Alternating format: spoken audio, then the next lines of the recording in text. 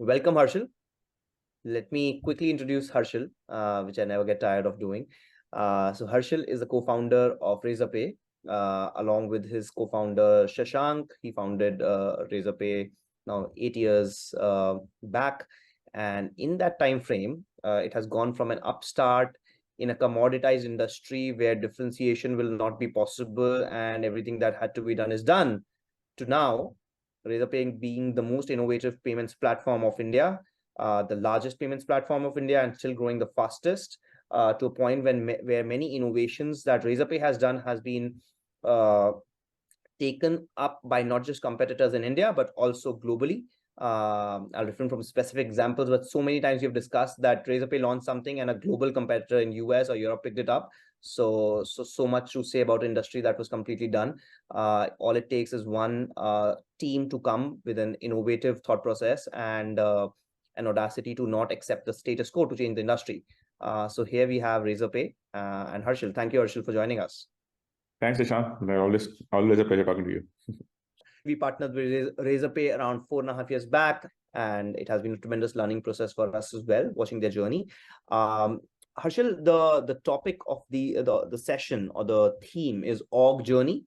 So would love to talk more about that aspect of Razorpay building, right? And I'm sure, given how key this topic is, we'll touch upon innovation, product, business, everything, right?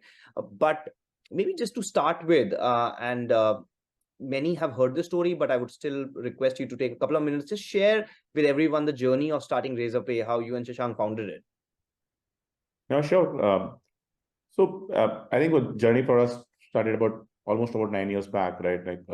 When both me and Shashank had just graduated from college, we were both in our jobs. I was working in Middle East, Shashank was working in US. And that's when we discovered that it was quite challenging for a startup or a early stage company to accept payments in India. And the reason was that while there were a lot of payment companies at that point of time, most of them were targeting large enterprises because that's where the volumes were, that's where the business and revenues were.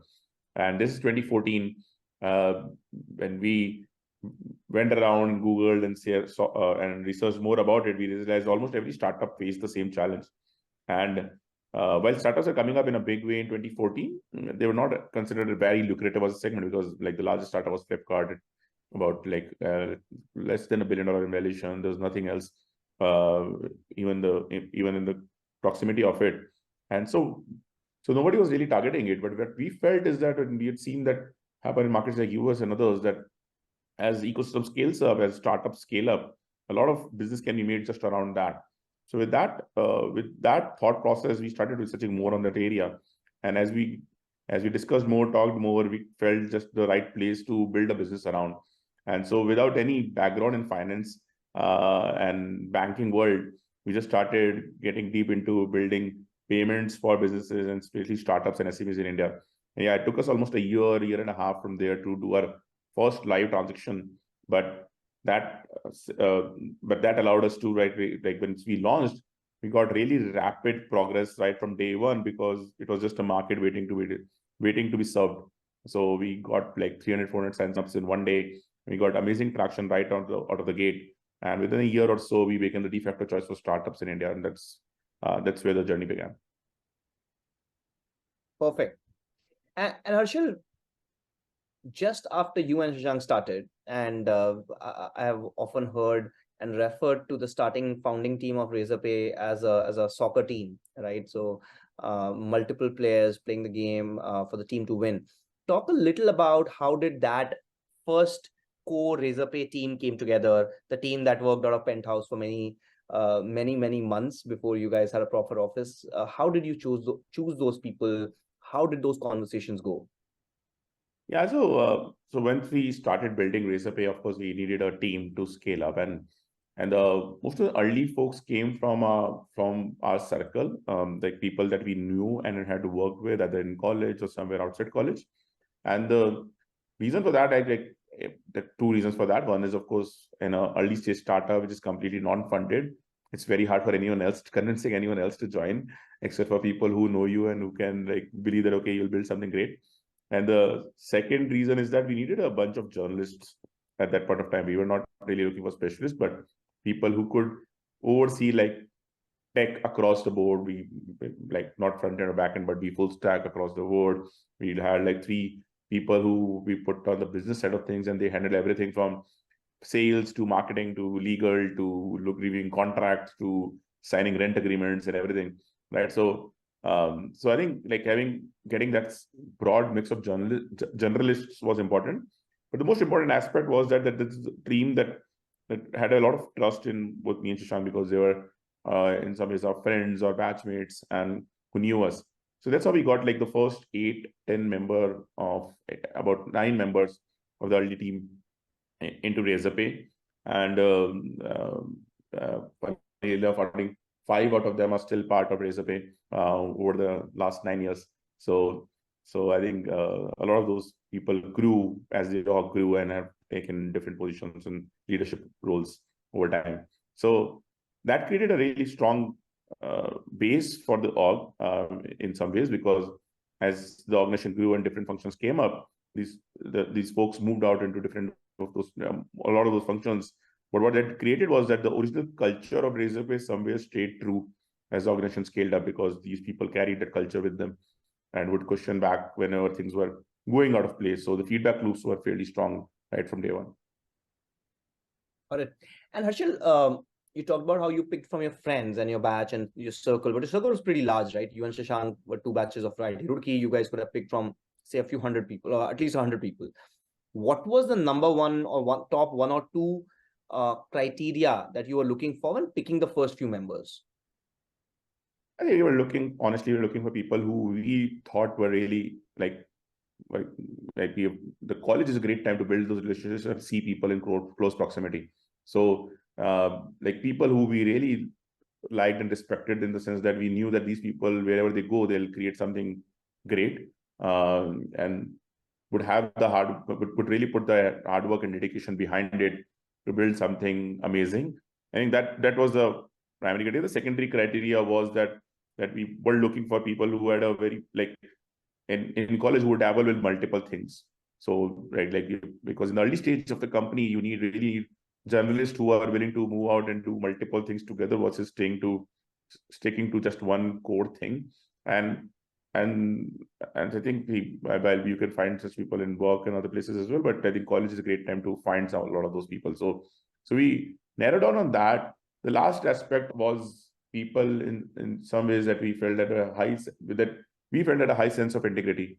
And again, you see that a lot in college, which means that there are people who have a high sense of integrity. And I think it was not very tough to filter with these 3 pieces out some of the folks that you wanted to get. Not everyone got convinced, honestly. And so a lot of people would go out and say, hey, why don't you join us? We are building something amazing. And a lot of people had good jobs and family obligations and wouldn't take it up. So right. I think we approached like 15, 20 people, and I think we were able to get like 9 or 10 out of them convinced. A lot more joined later on as well. Like the people we had approached early but didn't join, and 2 years, 3 years out, as they all grew up, some of them joined after that.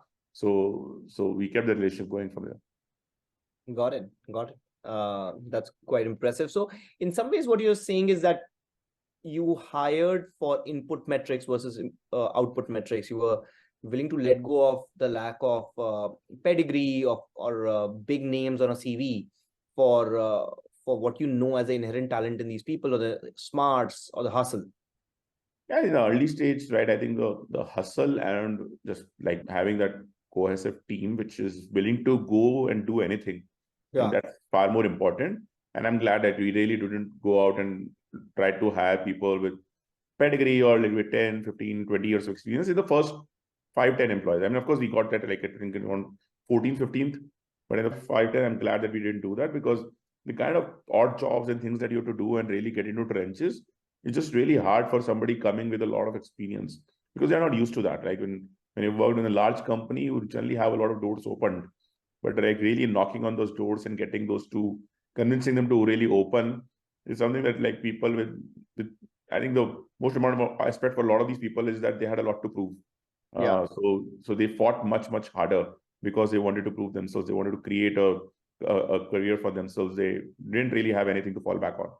Yeah, got it. I'll just share that this is a theme that we hear quite widely that one, founders back themselves to hire people that they are able to recognize as talented on inherent input metrics, without a big name, 10-year experience on their CV, etc. And many of these people actually become very important parts of the org.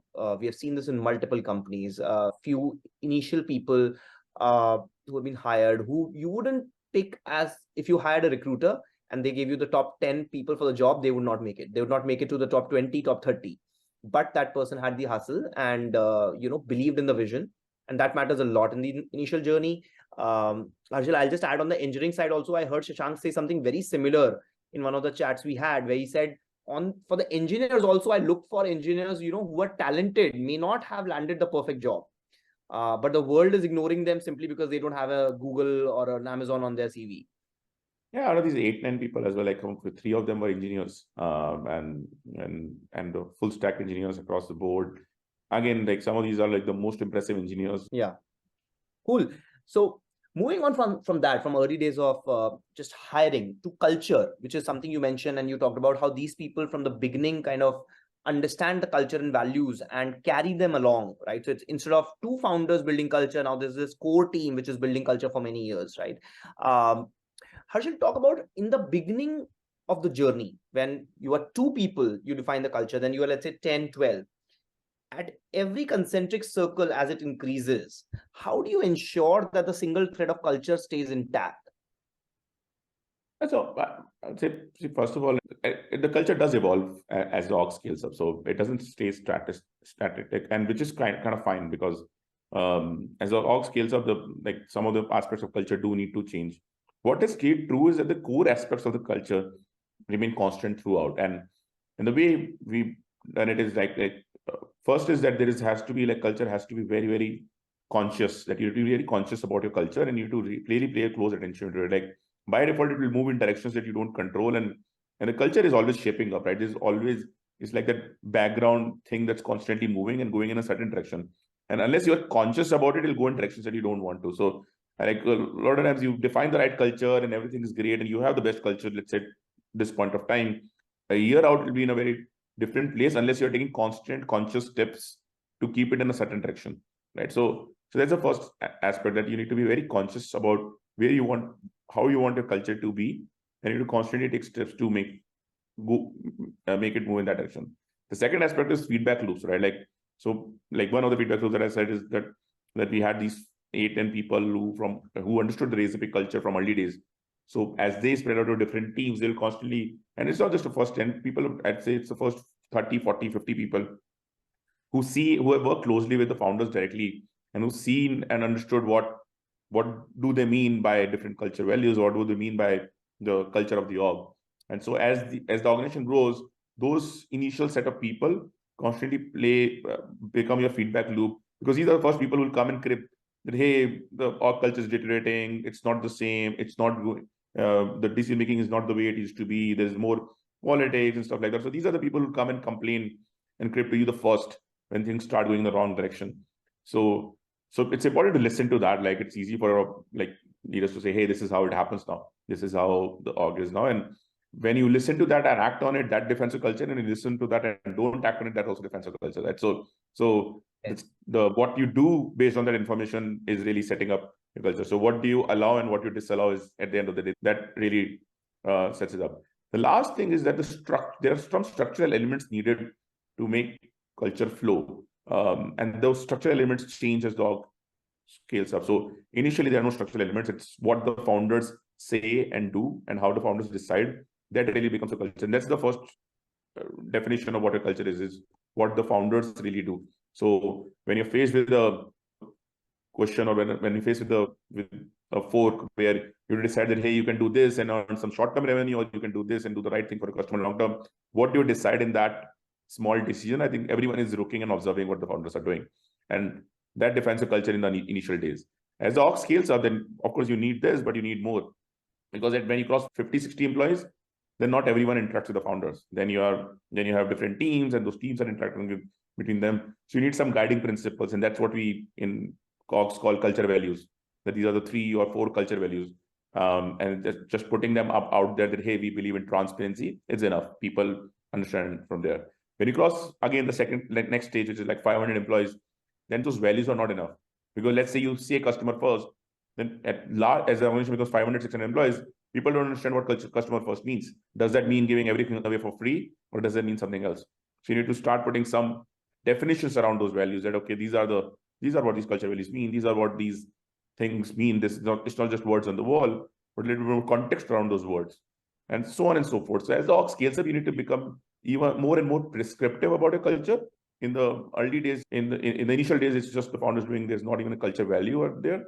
And as a company reaches like 2,000, 3,000 employees, like if you look at Zomato or even Razorpay, almost all large organizations have a culture handbook of sort, which is as prescriptive as culture can get, because you don't just give lines against the culture, you give actual examples that, hey, if you're faced with this decision, what do you do there? So the prescriptive part needs to grow up as the organization scales up, and that's the last aspect of culture. I keep it at last because sometimes you will feel that is the most important aspect, that hey, having these culture values or having culture handbook, I think that's the last step that somewhere keeps the teams aligned or gives a manifesto to fall back on. But the first 2 or 3 aspects are a lot more important in getting it right. And then this last one can create some sort of a guiding light to drive that culture. Very interesting. I'll pick 1 or 2 things that I found very interesting. One is, you said it very well, that you will always get feedback. What you do with that feedback really defines culture. But as you said, what you don't do about it also defines culture, and sometimes even more. So inaction, or what you ignore, on what you let happen in the org, please remember, everybody notices everything. Yeah. And that really defines culture. That what that's one small thing, one small behavior that you let it slide. So don't think that, it's happening, nobody noticed, it's okay. People notice everything, and they almost think it has your approval. Yeah. And then they think that they try to replicate that, okay, this is what I've seen the founders do, so this is what I can do, and I'm sure that the founders will like if I do this. Yeah. So it carries on from there. Yeah. And Harshil, in that context, and I know we have had some of these situations, right? But I want to make this practical. So you talked about culture, and we also talk about talent. But many a times, these two streams don't flow together, right? And many a times in an org, these can flow in opposite directions, where you have a very talented individual who, for some unfortunate reason, becomes at odds to your culture, right? Now, the person is very talented, is contributing hugely to the business or the product or engineering, or is a phenomenal salesperson, but is hurting culture. What do you do? Yeah, so it's a tough call, and like this is where your culture gets defined on what you do in that situation, right? These are some of the situations that really define a culture. So I remember in one of the early days, we hired a strong leader, an engineering leader, and he was very good, like in terms of execution, improved the engineering efficiency, and improved everything significantly. But we quickly realized, and this is where the early folks come in, who started cribbing that the way things are being done are not in line with our culture. Nothing wrong with the person themselves. It's just that our culture was quite different in the way that person was used to operate, right? So there are people who come from large organizations who are used to driving things with authority and stuff like that. There are organizations where that doesn't work. Now, if we could have accepted that and said that, hey, the outcomes that this person is bringing is much more important than letting the culture stay the same. And sometimes that is the right answer. For us, we realized we figured that the kind of org we want to build, the kind of innovation that we want to drive in the org, wouldn't happen with the kind of culture we have set out for ourselves. So if we let it change, then from being an engineering-driven org and a tech-driven org that we had set out to be, we'll be a business or a sales-driven org. And that is not the right outcome for us in the long term. So we took a quick call and decided to let the person go. And it was a hard decision because we had hired and taken a lot of effort to get the person in. There was a lot of positive outcomes in the short term that were happening out of it. But we had to take that call. And I think, even the engineers were surprised, because even when they were craving or saying that it's not happening right, none of them expected us to take that call. Like they expected us to maybe listen to it, maybe do, reprimand, or maybe change courses a little and stuff like that. We realized that the culture is so different. Then I don't think that we realized that like small, simple feedback loops can't fix it, because it was quite widely different. So and what happened next from there was that also like the engineering leaders and people under him quickly understood how important culture is for the org. So, so they became more comfortable with raising some of these smaller issues to us. The outcome is not necessarily the same in all cases, but ensured that the feedback loops became even more stronger because people realized that, hey, the org really values the culture that it is set out for it.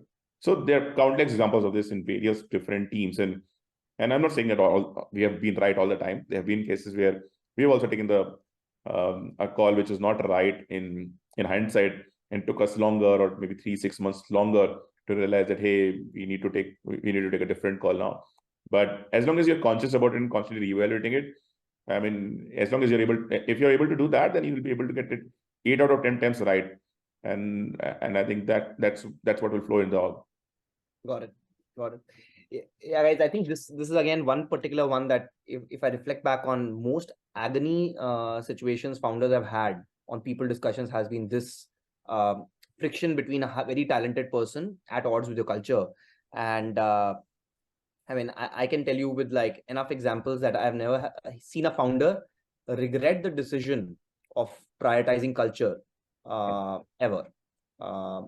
It's a very, very tough decision, as Harshil said, because in the short term it hurts. You truly have a talented person who is delivering, but in the medium long term, yeah, it's I just want to call out that sometimes it can, and there's a fine line, right? So, see, there are some things which are core to culture, and some things are just a way of working, and you need to figure out like what is the delta between them. So sometimes you don't like a founder, people don't like you don't like a leader, or people don't like a leader because they do things in a different way than you would do, right? And that doesn't mean that they are not aligned with the culture, right? So sometimes, that boundary is important to understand, that it's not just about, okay, they are doing something, let's say they are doing sales in a different way than you would do sales. That doesn't mean they're not aligned with the culture. So versus they are leading or running the org or managing the team in a different way than what you would do, that could be misaligned with the culture. So that boundary is important to understand. You're not hiring people to do exactly what you do. You want them to come up with their own ways of doing, and that's where a lot of innovative things and practices come from. So you want to learn from their experience. You want to get people who bring in a new style of working, but that cannot go odds with the culture, the core culture talents area. super. Let's shift gears a bit. From pure talent or people's and culture part of org journey to the business side of org journey, Harshil.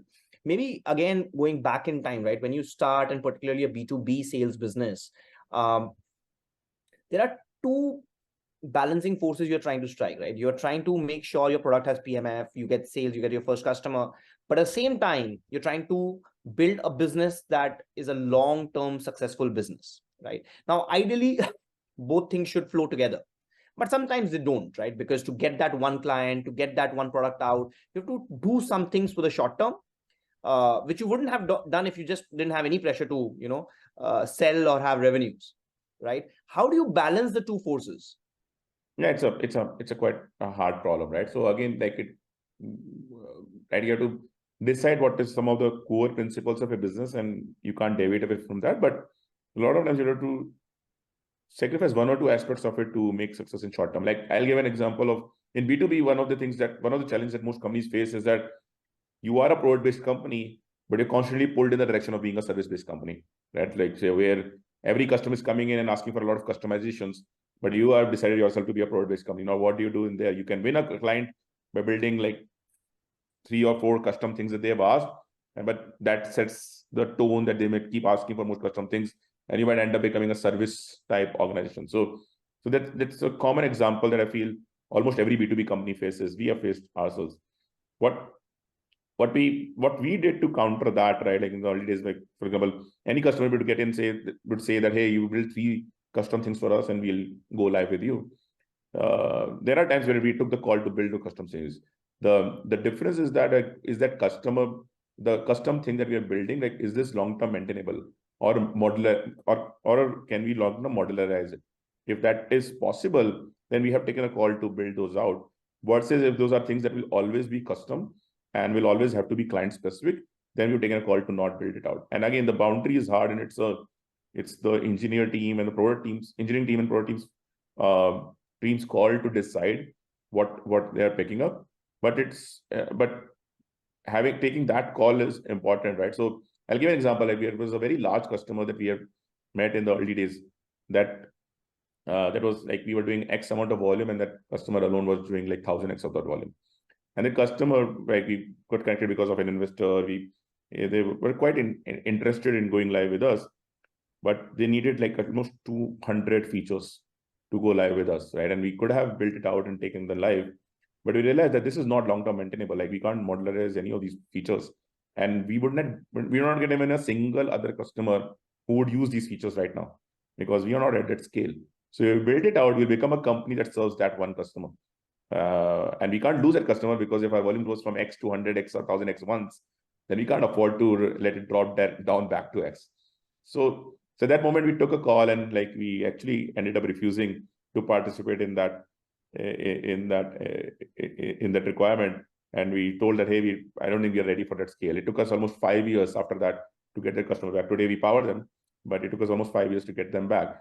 But that was a time when we had to take this call. Now there are counter examples to this. There are a lot of small customers that said that, hey, if you build this one additional feature, for example, we had a shipping company that wanted to go live, and said, if you build a module for us to accept shipping details and billing details, which a payment company doesn't, then we would go live with you. That was a small thing. We actually modularize it, and today we allow any customer to accept shipping and payment details if they want to. So it became actually a feature of the platform that we could sell to not just one customer, but to a lot of other customers. So as long as whatever customization you're doing is replicable and helps you achieve at least 10, 20, 100 more customers at that point of time, then it's okay to do some of those things.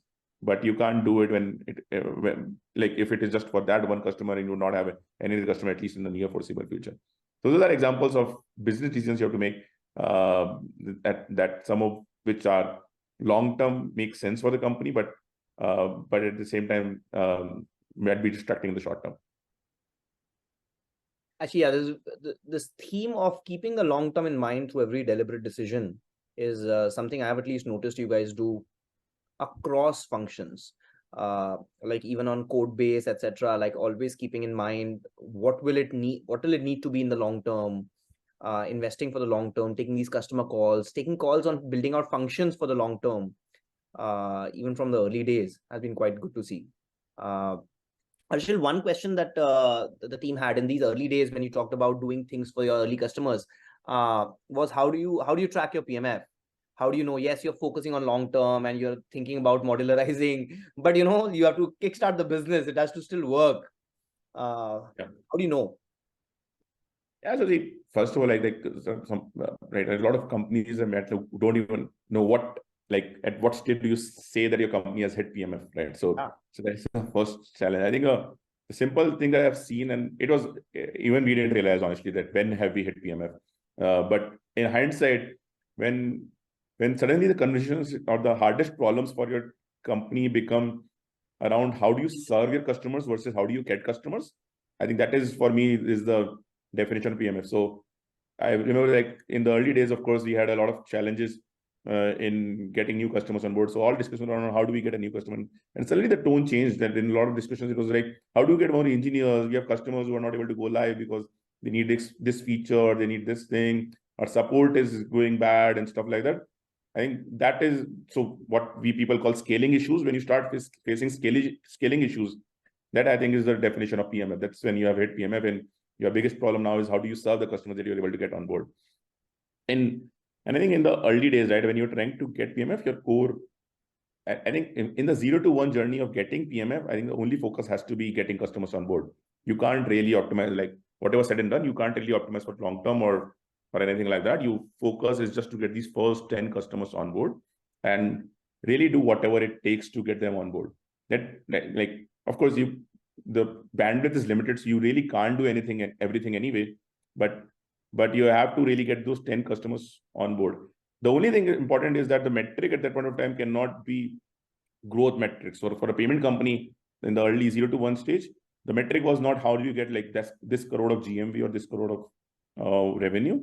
The only metric was getting 10 customers on board. And as long as you have the right metrics, you'll not get distracted. So if a large company approached us at that point of time and said, hey, we can go live with you, but metric is just to get these 10 customers on board, I would not spend time with a large company because I know it'll take a lot of effort to close one large company than 10 small companies.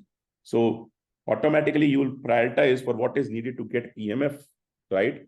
versus focusing on other things which can be a lot more distracting. So that is one way that I've seen companies able to, and at least for us at work, that we are able to focus ourselves on just getting PMF. And it's not just in the early days. Even today, whenever we launch a new product, the only metric that we give a new product is getting 10, 20 customers. We don't give them a GMV goal, growth goal, revenue goal. So for a pre-PMF, the only goal has to be number of customers or something like that. And post PMF, but still in the growth phase, the top metric has to be a growth goal, which in a payments company would be something like a GMV. Do you want 10 customers for specific ICP? No, depends on what the product is. For a payment gateway like ours, we really didn't care where those 10 customers came from. So we just need to get 10, 15 customers in the early days. Now, for example, it could be a specific customer base. For example, when we launched payroll specifically targeting startups. So so in that case, the PMF was defined as getting 10 startups on board. We wanted to be even more tightly focused on getting startups only and not anything else. So the teams would come back and say, I can get this small shop on board, and we were very clear that we only want startups right now, and then we'll expand from there, because that is what we had set as the growth path for that product. Yeah, I guess, Rajan, it will also, in our case, payments is a more ubiquitous product, so we want to sell across, so it hasn't mattered. But Harshil, in the subsequent products, let's say a checkout product, etc., the which 10 customers has been narrower, right? Because so that's why, like the example of payroll, right? We were very clear that only we want startups and early stage startups. So we were very clear that we only want less than 50 employee startup in the payroll. So it is a product dependent. In payments, it was broad, but it was also somewhere self-controlling. That when you have when you want to get 10 customers and your priority is just getting number of customers on board, then ultimately it was startups. Like we couldn't really get large companies on board in that short amount of time. Maybe one question, which is also my favorite topic of discussion in the board meeting, is that, Harshil, as you scale, right, you're in the beginning in a B2B business, you're a product and engineering centric business, and then over a very long time frame, at some point it starts shifting towards more sales, right? Now whether it always should stay product and engineering centric, but the importance of sales keeps changing over time. In Razorpay's journey, could you talk about that? And also do that in context of how in the beginning you started with startups and companies, but over time we have become the merchant of the payment gateway of choice for even enterprise clients. Now that is a very different way of building and selling. So how has that transition happened? Yeah, so I think actually a very early stage, I think quite early in our journey, when we started focusing on enterprises, right? And this is like almost a year after our launch, the sales became a very important aspect of, right? So in an enterprise B2B space, sales has to be as important as product and tech, because regular enterprise sales works very close conformity with the sales teams. So the first thing that we did was we segregated two things. So we had our SME side of things, which we said is completely product and tech driven. And even today, at whatever scale we are at, product and tech is the primary driver of our SME business. So SME sales is an assistive function. The product and tech are the driving function. So they take the final call, and sales and marketing are the assisting functions, right? In the enterprise side of things are a little different, where sales and product are together the driving functions, and tech and marketing are supportive functions. So and that is based on how the customer interacts. That's based on what customers value more, or how do you get new customers, right? So in an enterprise sales process, sales becomes an important aspect. Now going back to your question, right? So how did that transition happen over time? So what we've done is that the product and tech team always decides the roadmap for the features and things that get built in the org. But in the enterprise side of things, the customizations come from the sales teams.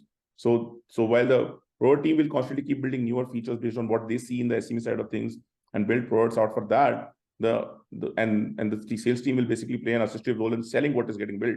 In the enterprise side of things, this was a little bit different in the sense that the sales team will tell that this is what I need to close the next customer, and the product team will evaluate that and take a call on whether they want to build these. So the sales team will bring a bouquet of 5 or 10 features that they need next to sell, and then the product team will evaluate and prioritize them and take the final call on what gets built out. So it's a quite nuanced difference in the sense that instead of product team deciding what they're going to build, they're choosing out of the bouquet that the sales team is setting out for them. So that's how we built in the enterprise side of things, and that approach worked well for us over the years. Of course, it has evolved as the organization has become larger and how that approach is implemented in practice. But the basic principle is this, that in the enterprise side of things, that's how the basic principle evolves. SME is built more like a B2C business, where the product and tech team takes the call on what is needed in the market, and the marketing and sales basically give, in some ways, signals on where the market is heading, but the product and tech team take the primary call on what gets built out next. Yeah, I think this is again kind of tying it back to the culture piece. Quite phenomenal. It has been quite phenomenal for me to see how you guys have built this culture where product and tech are so closely coordinating with the sales team. And on both sides, there's this healthy friction that both sides question and challenge each other. Yeah. And the friction is an important part of it. Like the friction basically ensures that the outcome is like in the best interest of the org, right? It's not like when we say product and tech in the driving seat, it doesn't mean that, hey, they are able to do whatever they want to do and they don't really care about what business teams bring in. And at the same time, it's not building everything the business teams request for. So building the friction is the thing that keeps this in check. Behind the success of Razorpay's enterprise sales machinery is this phenomenal coordination where sales sends a feedback loop, which is back to the product team, and product team then sends it back to the sales team. And even from SME to enterprise. Now, the funny thing is, Harshil, as you have noticed, right? Like many of our enterprise clients were SME clients. Yeah. So they themselves travel the journey. And how do you then travel the journey along with them to keep improving your product has been quite amazing. And this has been like very few companies are able to do that while in, not just in India, but across the world, companies are either enterprise heavy or SME heavy, because both things run very, very differently. So creating the dichotomy was important to succeed on both sides. Otherwise, most companies end up serving only one segment of the market. I think on this, again, to the example of how what leaders do and founders do kind of transcends through culture, right? When we were investing in Razorpay, my favorite story was I was asking one of the CTOs of a very large company, like, why did you pick Razorpay? And the guy was like, I did customer calls with all the PGs. And Razorpay was the only company in which when I said, I can't do this, the guy basically opened the code base and started making changes and said, now you can do it. And later I figured out that guy was Ishaan. So he was on customer call and making code change as the CTO asked for it, right? Like that builds culture. That builds a culture of customer centricity. Similarly, like I send all sort of stuff to Harshil, but like the one thing I get the fastest response on is when there's a customer complaint. If there's a 30 to 45-minute response time, he'll add somebody or respond back. Everything else, can take time. But that again builds culture. Any other questions? People can maybe unmute and ask if there are. Hey, Harshil, thanks for the session. My question is the way in which you're communicating or affecting culture across the organization. Does it change when times are good versus when times are rough? When I say times are good, which is like business is killing it, and times are rough when it's not. Yeah, so I think, the ways that we are doing culture doesn't change much, but the repeatability goes up when times are tough. So that means is like when times are tough, people want to hear a lot more around what are the core things, because when times are tough, people cut corners and try to go around things a little more, because like you're not hitting goals, and it's easy to you're basically incentivized to find ways to grow or find ways to scale, which are not right. So the deviations of culture, in my experience, happen a lot more when the goals are not getting met, when there is a lot more pressure, because the pressure does come out in odd ways. So just repeating and reiterating what the core values are, and that those core values are more important than hitting your goals for one quarter or 1 month. I think that just becomes a lot more important. So you keep increasing the repetition around that. And we've seen that it's not just at an org level, but even at a team level, when there is a team really impacted by certain goals and they're not able to hit their goals, just you need to repeat the cultural aspects and the longer term picture a lot more. And it serves two purposes. One, it also, of course, ensures that the culture doesn't get deteriorated because of the tough times, but also it gives people some bit of comfort that, hey, this is important, but there are other aspects that are more true and that are more core for the company that are equally important. And I think it's important for people to get that comfort that that we are here for the long run, and some of these long-term outcomes are more important than the shortcomes in the short term that have happened. Got it. I had a follow-up here. Would you mind if I ask that? Yeah. Ishaan? Okay. So Harshil, like when times are good, you tend to have a lot more trust from your team. So whether you're communicating about the future or that times will get better, or even if it be cultural values, they'll trust you a lot more. When times are rough, that equity that you have with your team and that trust tends to be a little lower.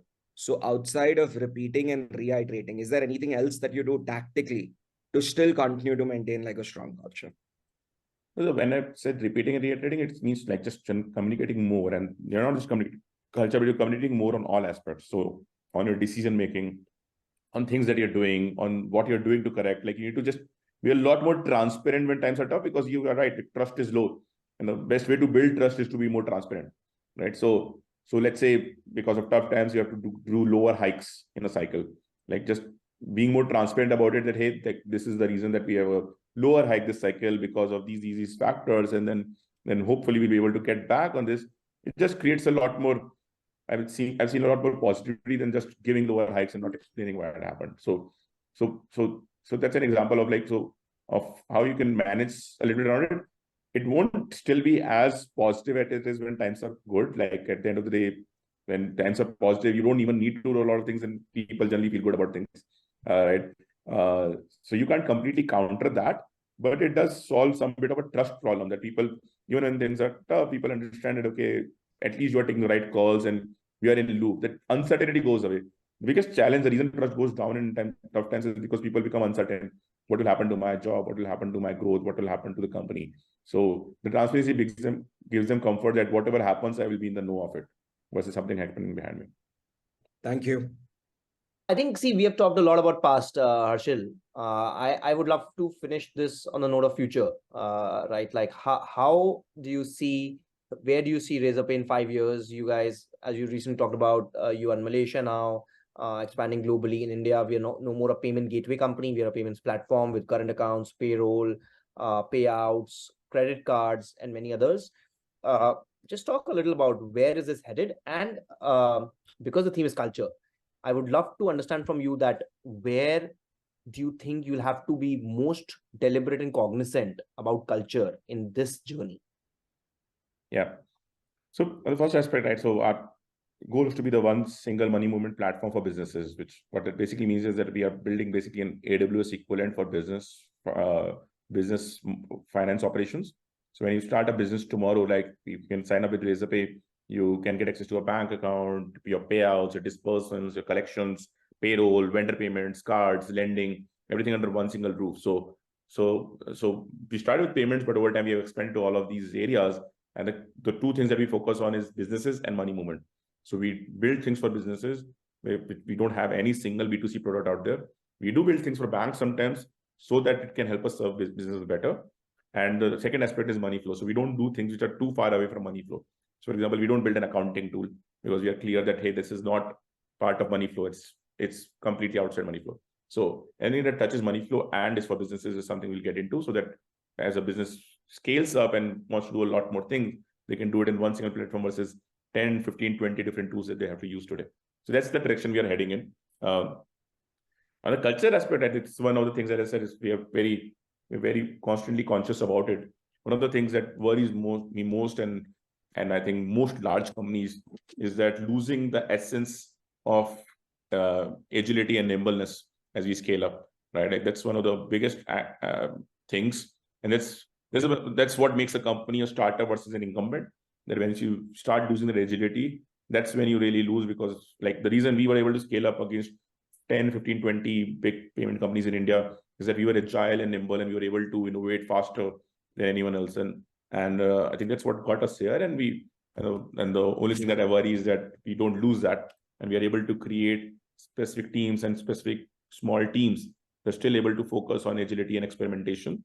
And we don't become happy with what we have and just keep focusing on growing the business on what we have versus constantly building new products and new services to expand from there. Fair. Hopefully, we will never become an incumbent. Well, thank you so much, Harshil.